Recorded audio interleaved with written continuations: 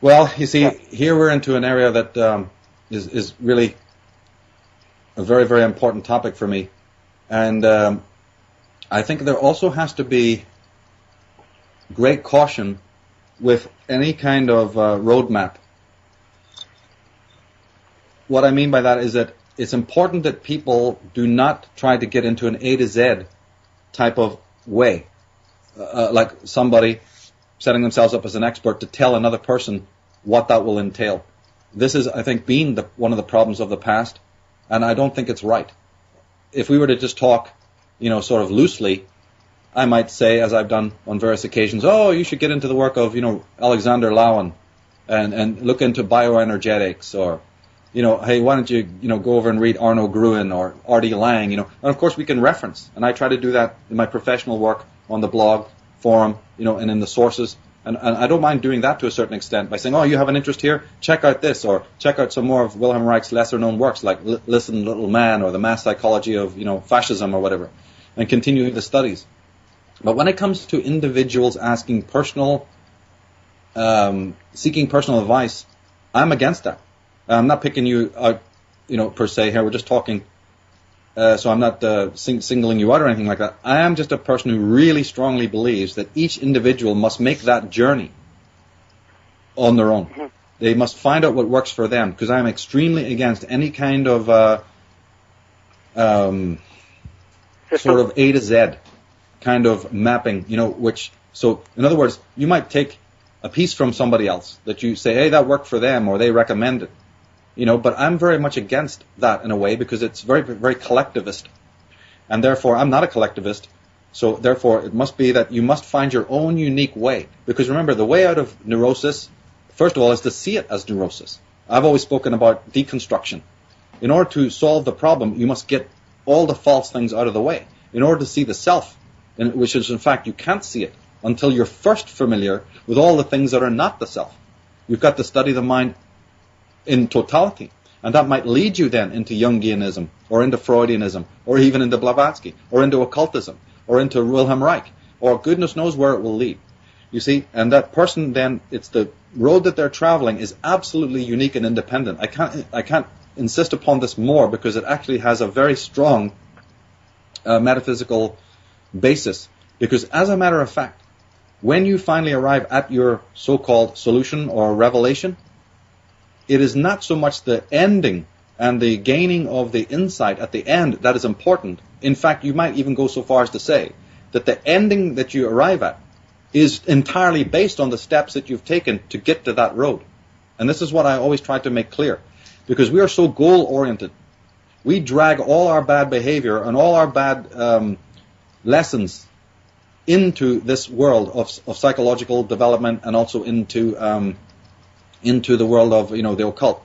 I like what Erich Fromm said. Erich Fromm talked about mutability and doing basically what I'm saying, which is carve your own road out, because in fact the goal at which you arrive will be based on those 360 steps you took as you travel through the cycle, you see.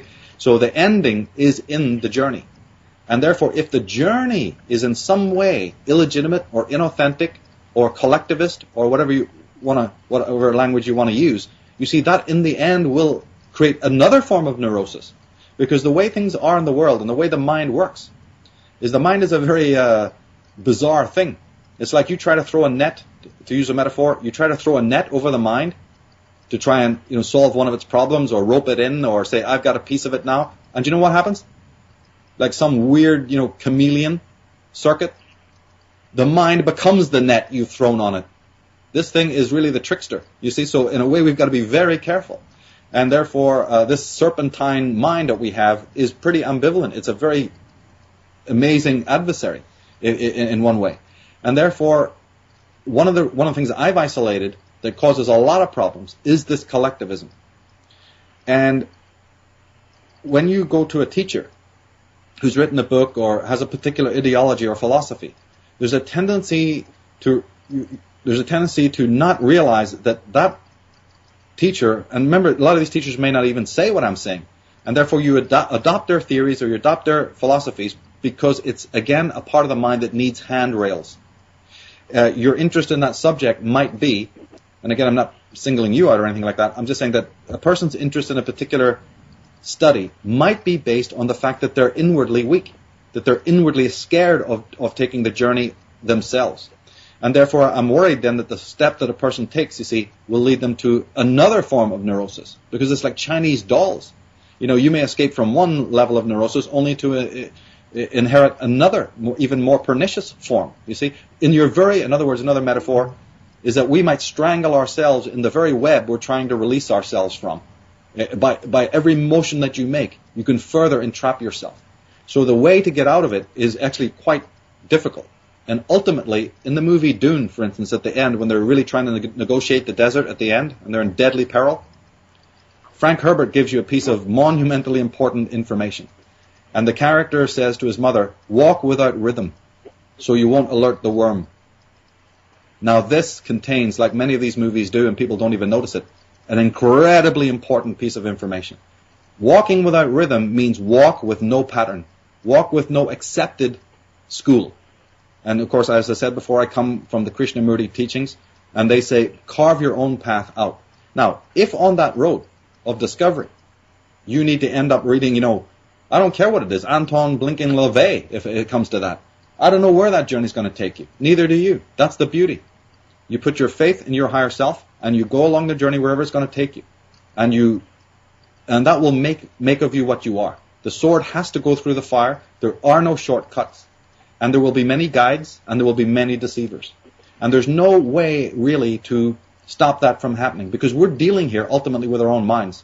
And therefore, everything we learn from everybody else, every other teacher we may admire, is ultimately a reflection of something about ourselves. We wouldn't even be coming to that person. We wouldn't even be interested in that doctrine, unless something within ourselves was leading us there.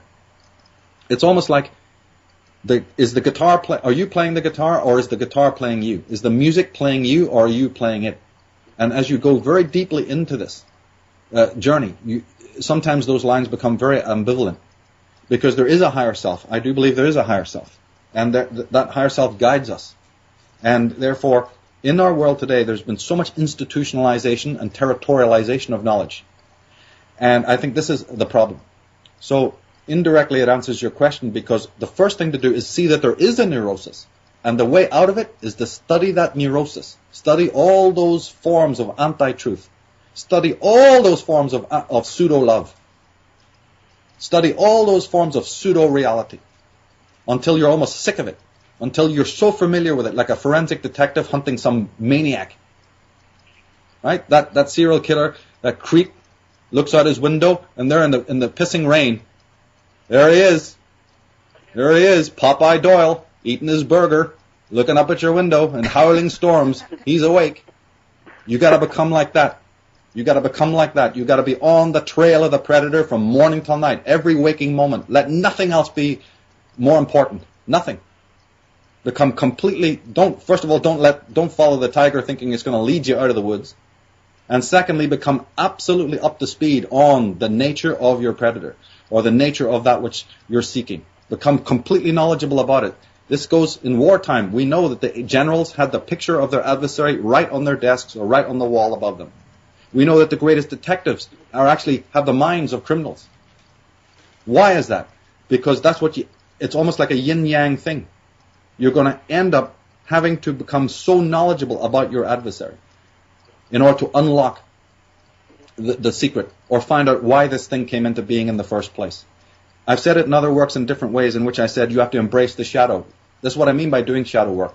Instead of projecting a face of fear into the unconscious, you project something different, because you're going to meet in reality, or you're going to meet in your psyche, exactly the kind of consciousness that you project into it. This is the way that mysteries are. And therefore, the person who enters into any kind of mystery, be it inward mystery or not external mystery, everything they do on that journey is going to be predicated upon the kind of intent that they have. Intention is absolutely everything. And that is what it's all about. So if you then have a complete sense of determination, and also optimism, and the right kind of attitude, then amazing things will come to you. But the mind tricks us into wanting those revelations to be collective in some way. Oh, I've had this wonderful experience. Now I'm going to write about it and share it with the world. Or is this experience I'm having, can my girlfriend get it too? You know, we're already packaging it. Do you know how rare it is in this world to have a personal experience or relationship with something? One-to-one, just yourself alone, without being contaminated by what mommy and daddy and everybody else, you know.